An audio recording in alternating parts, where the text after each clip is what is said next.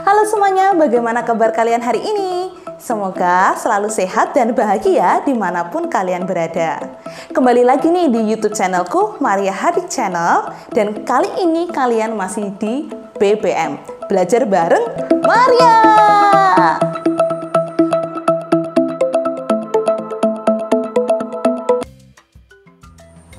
Buat kalian yang pertama kali mampir di YouTube channel aku kasih tahu nih bahwa YouTube channelku banyak sekali membahas tentang materi pembelajaran dan peristiwa-peristiwa sejarah. Dukung aku selalu dengan klik subscribe, like, komen, dan share.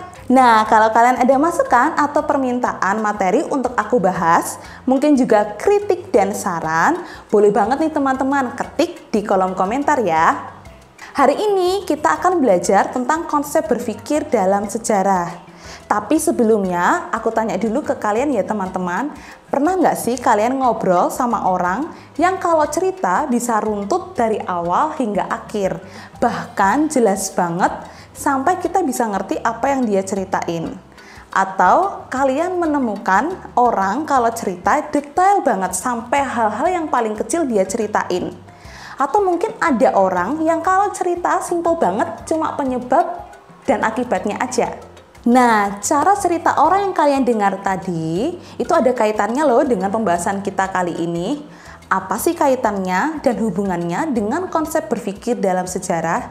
Dan apa sih pentingnya kita harus belajar tentang konsep berpikir dalam sejarah? Yuk kita bahas bareng-bareng di BBM Belajar Bareng Maria. Secara umum, dengan memahami konsep berpikir dalam sejarah akan membuat kalian mudah untuk memahami atau belajar tentang peristiwa sejarah atau bahkan mudah buat kalian untuk menceritakan kembali peristiwa sejarah. Secara umum, dengan mempelajari konsep berpikir dalam sejarah akan membuat kalian mampu memahami cerita atau bercerita khususnya tentang peristiwa-peristiwa sejarah dengan lebih mudah dan tidak membingungkan. Konsep berpikir sejarah secara umum ada dua teman-teman, yaitu konsep diakronis dan juga konsep sinkronis. Nah, untuk pertemuan kali ini kita bahas dulu ya, apa sih konsep berpikir diakronis?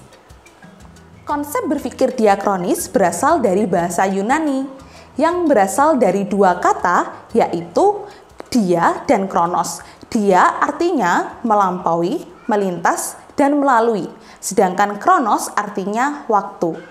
Dapat diartikan bahwa konsep berpikir diakronis itu memanjang dalam waktu tapi terbatas dalam ruang. Konsep berpikir diakronis ini beranggapan bahwa suatu peristiwa ada hubungannya dengan peristiwa-peristiwa sebelumnya. Jadi menurut konsep diakronis, suatu peristiwa tidak dapat berdiri sendiri atau muncul secara tiba-tiba. Bisa dikatakan juga bahwa konsep berpikir diakronis adalah salah satu pendekatan untuk menganalisis perubahan sesuatu dari waktu ke waktu. Dalam berpikir konsep diakronis, ada beberapa garis besar yang harus kalian pahami teman-teman. Yuk kita bahas. Yang pertama, dalam konsep berpikir diakronis, mempelajari kehidupan sosial memanjang berdimensi dalam waktu. Kita akan belajar peristiwa sejarah dengan rentang waktu yang sangat panjang. Yang nomor dua, konsep berpikir diakronis memandang masyarakat sebagai sesuatu yang terus bergerak dan memiliki hubungan kausalitas atau sebab akibat. Yang ketiga, menguraikan proses transformasi yang terus berlangsung dari waktu ke waktu dalam kehidupan masyarakat secara berkesinambungan. Dan yang terakhir, menguraikan kehidupan masyarakat secara dinamis atau kehidupan yang berubah-ubah. Nah, sudah cukup jelas kan tentang konsep berpikir diakronis? Untuk selanjutnya akan kita bahas nih, apa sih ciri-ciri dari konsep berpikir diakronis? Buat kalian yang masih kebingungan tentang konsep diakronis, aku kasih tahu nih, apa saja sih ciri-ciri dari berpikir diakronis? Yang pertama adalah bersifat vertikal, di mana menjelaskan proses suatu peristiwa dari awal hingga akhir. Yang kedua, cakupan kajiannya lebih luas. Yang ketiga, terdapat konsep perbandingan karena rentang waktu yang cukup panjang. Yang keempat, memiliki sifat historis. Yang kelima, mengkaji masa satu dengan masa yang lainnya. Gimana teman-teman, sudah paham kan tentang ciri-ciri dari konsep berpikir diakronis? Lalu, apa aja sih contohnya? Karena konsep berpikir diakronis menitik beratkan pada panjangnya dimensi waktu, kalian bisa mengambil semua peristiwa sejarah yang ada dari awal peristiwanya sampai dengan akhir. Misal nih, kalian membahas tentang peristiwa-peristiwa sebelum proklamasi dan ketika peristiwa-peristiwa setelah terjadinya proklamasi. Atau contoh lainnya adalah kalian dapat menceritakan kehidupan kalian dari ketika kalian masih kecil hingga dengan usia sekarang. Jadi dari contoh-contoh tadi kalian bisa ketahui bahwa rentang waktunya sangat panjang dan kalian bisa menceritakan apa saja dalam kisah sejarah yang kalian ketahui.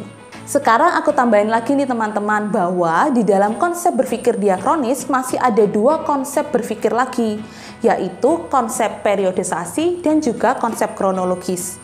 Kedua konsep ini sangat membantu kita untuk memahami konsep berpikir diakronis. Yuk kita bahas. Konsep berpikir kronologis juga berasal dari bahasa Yunani, di mana kronos artinya waktu dan logos artinya ilmu.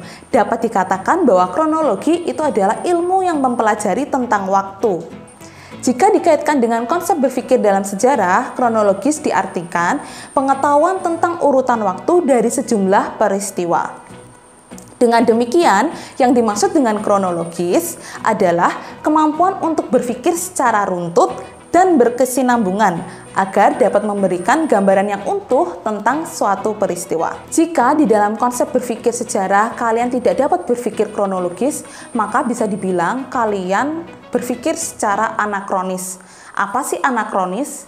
Anakronis adalah konsep berpikir tidak sesuai dengan zamannya atau tidak sesuai dengan waktunya. Bila berpikir kronologis, mengurutkan peristiwa berdasarkan urutan waktu kejadiannya, maka kalau kalian berpikir secara anakronis, kalian akan mencampur adukan atau memutarbalikkan urutan peristiwa sehingga memberikan pemahaman yang salah tentang suatu peristiwa.